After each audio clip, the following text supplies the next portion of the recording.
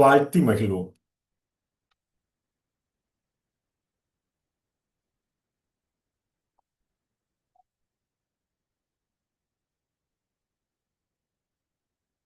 வாழ்த்தி மகிழ்வோம். வாழ்த்தி மகிழ்வோம்.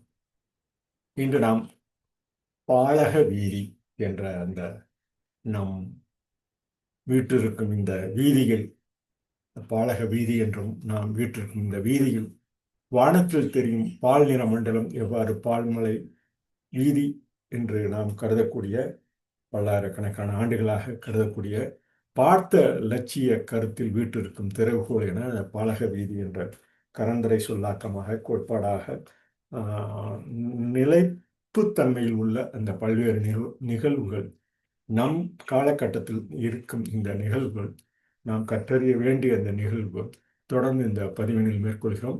இந்த பதிவு நமது குடும்பமாகிய சூரிய குடும்பம், நாம் வசிக்கும் இந்த வீடாகிய புவி ஆகியவற்றை நிலைநிறுத்தும் வகையில் இந்த பாலக வீதி என்ற அந்த பார்த்த லட்சிய கருத்தில் வீட்டிற்கும் திறவுகோல் என பாலக வீதி என்ற சொல்லினை கரந்துரை சொல்லாக்கமாக நாம் கருதக்கூடிய இந்த காலகட்டத்தில் அறிவியலும் மற்ற பல்வேறு ஆயிரக்கணக்கான சமூக, சமுதாய, சமய கருத்துக்களின் அடிப்படையில் தங்களிடம் பகிர்ந்து கொள்ளலாம் என்று உள்ளோம்.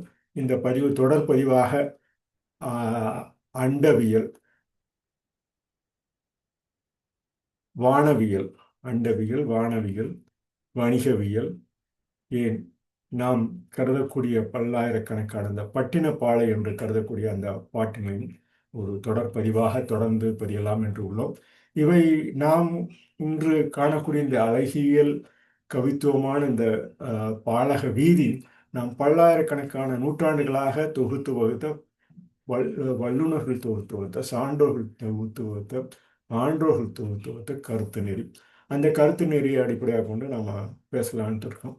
இது ஒரு கவிதைத்தன்மையானதுன்னு நாம் சொல்லலாம்.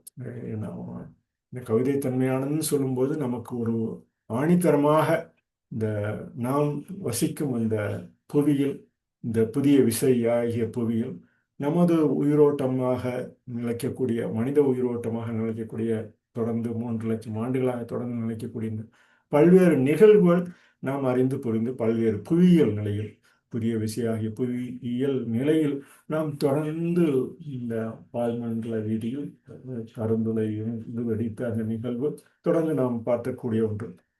இந்த பால்லை வீதி, பால் நிலை பக்குவம், இதையெல்லாம் நாம் புரிந்து அறிந்து கொள்ள வேண்டிய அந்த சூழல் ஏன், இது நமக்கு எந்த விதத்தில் உபயோகப்படுத்தும் என்பதனை நாம் இந்த உலக உன்னத லட்சிய கருத்தாக்கத்தில் தொடர்ந்து நிலைப்படுத்தி விடுவோம். கிட்டத்தட்ட 1350 கோடி ஆண்டுகளாக பல்லாயிரக்கணக்கான அறிஞர்கள் தொகுத்து வகுத்த அந்த நிலை இன்று வரலாற்று ஆசிரியர்கள் முதற்கொண்டு, வானியலாளர்கள் முதற்கொண்டு, பல்வேறு கருத்து ஆக்கம் உள்ளவர்கள் இந்த கருந்துளையிலிருந்து தான் நமது கருத்தாக்கம் தொடர் கருத்தாக்கமாக நிலைப்பட்டது. இவை நமது பாலக வீதி, நம் பால் அகவீதி உணரக்கூடியவை. இந்த பால் அகவீதி, நமது ஆண் பால், பெண் பால், இவற்றின் அடிப்படை கருத்தாக்கமாக மலவின் பால் என்று சொல்லக்கூடிய அந்த பல்வேறு நிலையெல்லாம் நாம் அடிப்படை கருத்தாக்கமாக பாலக வீதி என்று நாம் இந்த கருத்தாக்கத்தை தொடராக அறிந்து கொள்ள உதவும் என இந்த பதிவினை மேற்கொள்கிறோம். இந்த பதிவு நமக்கு ஒரு எடுத்துக்காட்டாக இருக்கும்.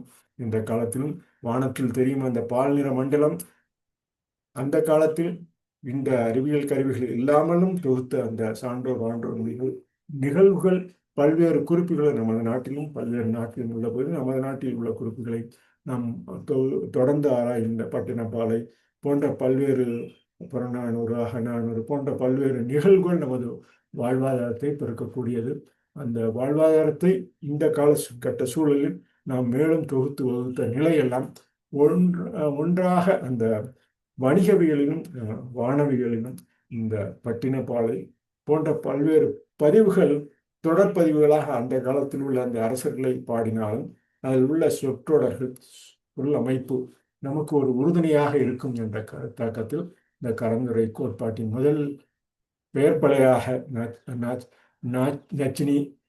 நச்சினார்க்கினியர் போன்றவரெல்லாம் தொடர்ந்து வகுத்த நிலையெல்லாம் பல்வேறு அறிஞர்கள் அதற்கு அப்பால் நூலாக தொகுத்த பல்வேறு நிலையெல்லாம் உள்ளதும் இந்த கரந்துரை கோட்பாடு என்பதும் பல்வேறு நிலைகளில் உள்ளாக்கமாக நமது மனதில் மண்ணில் நிலைத்த அந்த பல்வேறு உயிரினங்களின் பொருட்களை பல்வேறு நிலைகளில் நாம் தொகுத்து வகுத்த ஒரு சில அறிவு ஒளி தொடர்ந்து நம்மை நோக்கி வந்து கொண்டு இருக்கிறது என்பதனை நாம் நிச்சயமாக நமது இது போன்ற பல்வேறு நிலைகளில் பல பல்கலைக்கழகங்கள் தொகுத்து வகுத்துள்ளன. அவற்றினை ஒரு அகத்தின் வகை கொண்டு நான் அகம் என்று சொல்லக்கூடிய அகர என்று சொல்லக்கூடிய அந்த முதல் எழுத்து எவ்வாறு நிலைத்துள்ளது என்பதெல்லாம் தொடர்ந்து நாம் இந்த பதிவின் மேற்கொள்ளும். அ என்ற அந்த உயிரெழுத்து, க என்ற அந்த மெய்யெழுத்து சேர்ந்து அந்த ரகவாரியாக அந்த முன்னிலைப்படுத்தி தரமாக லட்சியத்தை நோக்கி அகர முதலை என்று சொல்லலாம்.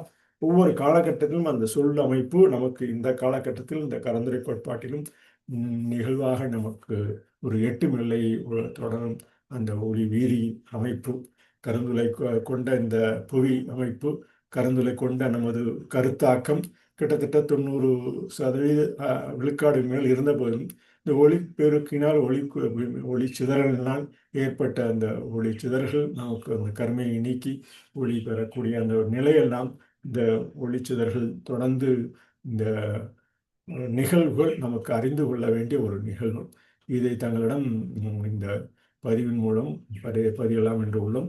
இந்த பதிவினை நீங்கள் படத்தினில் பார்க்கும்போது மிகவும் நன்றாக தெரியும் என்ற காரணத்தினால் இந்த படத்தொகுப்பினை உங்களுக்கு வழங்குகிறோம். இந்த படத்தொகுப்பு நமக்கு ஒரு சிறந்த எடுத்துக்காட்டாக இருக்கும் என்ற அந்த சூழலில் இந்த படத்தொகுப்பினை தன்னிடம் பகிர்ந்துகிறோம். பாலக வீதி என்று நாம் சொல்லக்கூடியது ஏற்கனவே கூறுவது போல வானத்தில் தெரியும் பால் நிற மண்டலம். இவை இந்த காலத்தில் மட்டுமல்ல அந்த காலத்திலிருந்து தொடர்ந்து இந்த நிலை, இந்த பால்மலை வீதி என்ற அந்த கருந்துளையிலிருந்து பெறக்கூடிய பல்வேறு நிகழ்வுகள் நமக்கு தொடர்ந்து இந்த பார்த்த லட்சிய கருத்தில் வீட்டிற்கும் திறவுகோளாக தொடர்ந்த நிலை. நாம் இந்த படத்தில் பார்க்கிறது நமது ஒவ்வொரு நிலைகள் இவை எவ்வாறு இந்த கரு நிலையிலிருந்து கருந்துளையிலிருந்து வெளிவரும் நிலையெல்லாம் இந்த படத்தின் மூலமும் நாம் அறிந்து கொள்ளக்கூடியவை. இவை தான் நாம் கால நேரமாக தொகுத்து இந்த 1350 கோடி ஆண்டுகள் என்பது ஒரு சிறு துளியாக நாம் அறிந்து கொள்ள வேண்டிய இந்த கருத்தாக்கும். இது அனைத்து மொழி சார்ந்தோருக்கும் அனைத்து மொழி வகையினருக்கும் பொருந்தக்கூடியது, அனைத்து நில மக்களுக்கும் பொருந்தக்கூடியது. இவை ஒரு வெடிப்பாக தோன்றிய அந்த வெளிச்சிதழ்களை இந்த படத்தில் பார்க்கும்போது திரும்ப இவ்வாறாக இருந்த பல்வேறு கரும் சூழல் இவை வெடித்து சிதறிய அந்த பல்வேறு நமது அந்த வெடிப்பு சிதறன் நமக்கு இன்று ஆதாரமாக உள்ளது என்று கூறி இந்த பதிவினை சூரிய குடும்பம் என்ற பதிவினை தொடர்ந்து பதிய உள்ளோம் என்று கூறி அந்த பதிவினை விலாக்கமாக இன்று செயல் தொடராக தொடர்ந்து இருப்போம் என கூறி, மேலும் இவை எவ்வாறு பட்டினப்பாலை போன்ற பல்வேறு நிகழ்வுகளில் நமக்கு தொடர்ந்து உறுதுணையாக இருக்கிறது என்பதை கூறி இந்த பதிவினை இத்துடன் இன்றைய பதிவினை நிறைவு செய்கிறோம். மீண்டும் தொடர்வோம். பாலக வீதி என்ற அந்த பார்த்த லட்சிய கருத்தில் வீற்றிருக்கும் திறவுகோல் என பதிவாக இன்றைய முதல் தொடக்க பதிவினை நிறைவு செய்கிறோம். நன்றி. வாழ்த்தி மகிழ்ச்சி.